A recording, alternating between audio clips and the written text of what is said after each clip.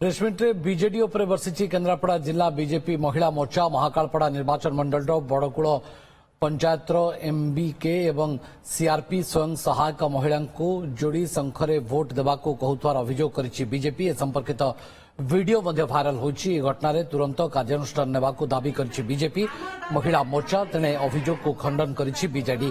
BJD जिला सभापति viral video को फेक कहवा सहित एभली घटना तांको सामना को आसी नथिबा कथा कहिसंती।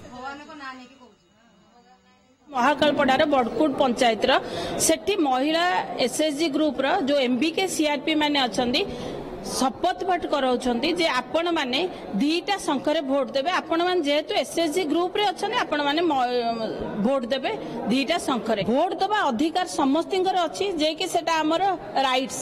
आमे सेटा का कथारे दबोनी आम इच्छा आमे जहा को भोट दबो। से माने कोन पई सेमति शपथ पाठ कराउछंती सेति पई मो यार घोर विरोध करछि। से कोन को परिवार के कोन करछ आमे कहि परनु आम दृष्टि से आसे नै जहाँ विषय हेतु से विषय आमर धारणा नहीं कि आम से विषय किसी कही पार फेक कर छाड़ुए लोक।